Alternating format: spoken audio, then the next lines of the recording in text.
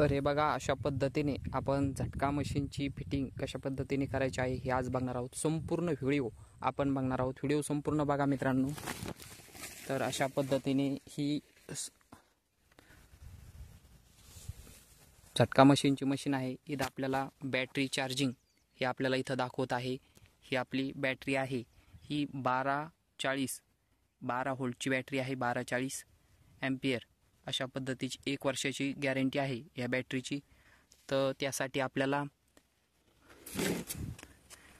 बॅटरीचं connection आपल्याला अशा पद्धतीने करायचं आहे। इथं फेजचं वायर जोडायचं आहे। इथं न्यूट्रलचं अशा पद्धतीने वायर जोडायचं आहे।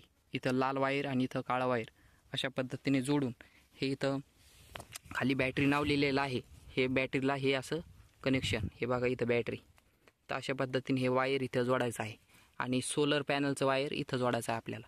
हे सोलरचं वायर आल्यानंतर तर आपल्याला इथं सोलरचं वायर इथं आतमध्ये जोडून घ्यायचं आहे। ते जोडल्यानंतर झटका मशीन आपल्याला चालू करायचं आहे। तर अशा पद्धतीने आपण हे इनर जोडलेले आहेत आणि ही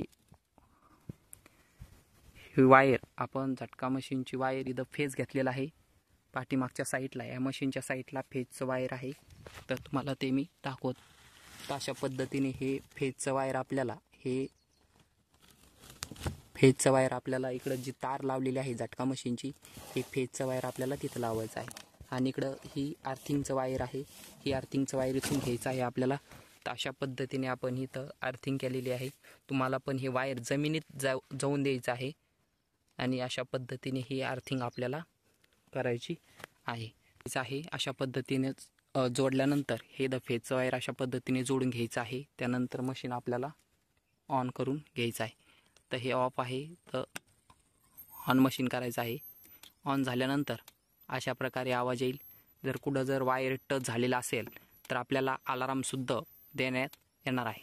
तर यामध्ये आपण 12 घंटे 24 घंटेचं सुद्धा लावू शकतो। तर 12 घंटे 24 घंटे सुद्धा आपण यामध्ये हे करू शकतो। तर हे चार्जिंगचं सिग्नल आहे। इथं आपली बॅटरी चार्जिंगचं सिग्नल देत आहे आपल्याला। बॅटरी लो झाली असेल तर आपल्याला हे लाल लाईट दाखवते।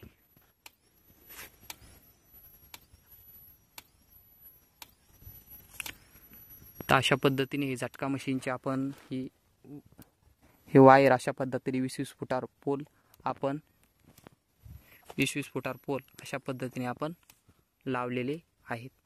तर धन्यवाद मित्रांनो। जर काही अडचण असल्यास कमेंटमध्ये नक्की सांगा। तर अशा पद्धतीने आपण झटका मशीनची फिटिंग घरगुती पद्धतीने कोणत्याही प्रकारची पेटी न वापरता अशी फिटिंग केलेली आहे।